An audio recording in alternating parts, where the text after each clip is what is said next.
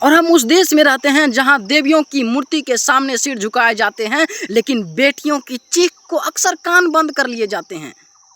सवाल ये नहीं है, मैं समाज के से सवाल पूछना चाहता हूँ। जो स्त्री कभी लक्ष्मी, कभी दुर्गा, कभी सरस्वती, ना जाने क्या क्या हमने नाम दिया, लेकिन उसे स्वतंत्र इंसान समझने में हमें सदियों लग गए। हमने आज तक उसे इंसान नहीं समझा। एक लड़की पैदा होती है और उसके पैदा होते ही कई घरों में खुशियों के हिसाब लगाए जाते हैं, सन्नाटे छा जाते हैं साहब। जब एक लड़की घर में पैदा होती है, पता नहीं खुशियाँ कहाँ विलीन हो जाती है।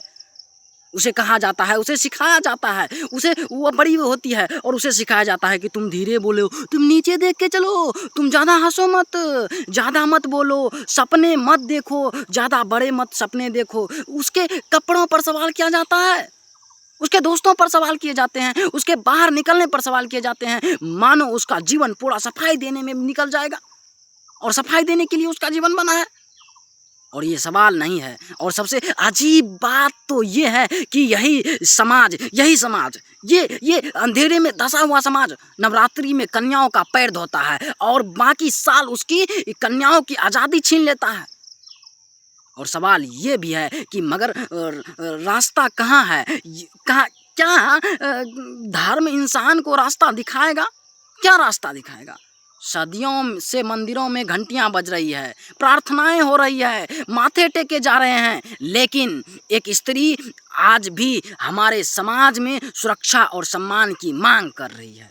अगर धर्म इतना शक्तिशाली है तो स्त्रियों या समाज में इतने अन्याय शक्तिशाली क्यों होता जा रहा है? क्यों अन्यायी लोग, रेपिस्ट लोग बड़े बड़े पदों पे जा रहे हैं? अगर भगवान न्याय प्रिय है तो अन्याय करने वाले इतने निडर क्यों होते जा रहे हैं? अगर यह इन सब की इच्छा से हो रहा है तो उसे रोका कौन रहा है?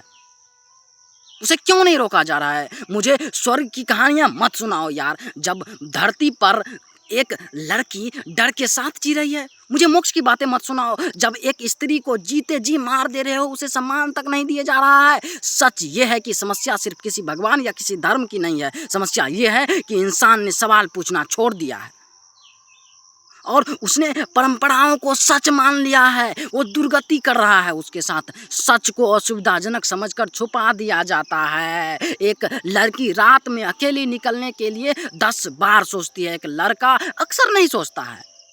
ये अंतर नहीं है, ये सच्चाई है इस समाज की।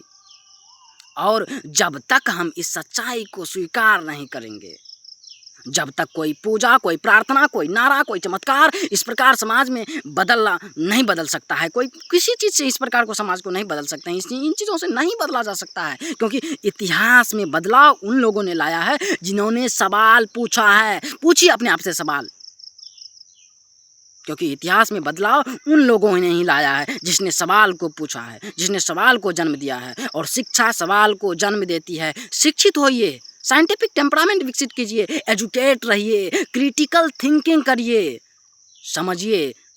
क्योंकि जिन्होंने भीड़ के साथ चलने के बजाय सच का साथ खड़ा रहा है, सच का साहस दिया है और सच बोलने का साहस किया है, उसने ही दुनिया को बदली है। याद कीजिए आप। मैं किसी भगवान से नहीं पूछ रहा हूँ, मैं किसी धर्म से नहीं पूछ रहा हूँ, मैं इंसान से पूछ रहा हूँ। तुम्हारी पूजा बड़ी है या तुम्हारी इंसानियत? तुम्हारा धर्म बड़ा है या एक स्त्री का जीवन? तुम्हारा आस्था बड़ी है या किसी बेटी की आज़ादी? अगर तुम्हारी पूजा, तुम्हारा धर्म, तुम्हारा आस्था एक स्त्री का सम्मान, सुरक्षा नहीं दे सकती है, तो आखिर इन सब का उद्देश्य क्या है? क्या उद्देश्य है? इन सब का क्या फल मिलता है? जवाब मुझे मत देना, जवाब अपने आप को देना। क्योंकि जिस दिन एक स्त्री डर के साथ जी सकेगी, डर के बिना जी सकेगी, मतलब डर के बजाय जी सकेगी, उस दिन इंसानियत की जीत होगी। और सवाल यही है, एक गंभीर बात है, सोचने वाली बात है कि जिस समाज में स्त्री को दुर्गा, स्त्री, ना जाने क्या क्या हमने कहा, उस समाज में एक स्त्री सुरक्षित महसूस नहीं कर पा रहा। ये सवाल है दोस्तों। और इस प्रकार से हम लोग समाज को बदलने की कोशिश करेंगे जब एक रेपिस्ट को हम लोग ऊंचे पद पर बैठा देंगे। सोचिए और सवाल पूछिए इस समाज से। जहाँ जहाँ गलत देखिए सवाल उठाइए, क्योंकि गलत का समर्थन करना बहुत गलत है। गलत के विरोध में रहिए। सवाल दुनिया ने उन लोगों ने दुनिया बदली है जिसने सवाल किया है। सवाल तो सवाल करिए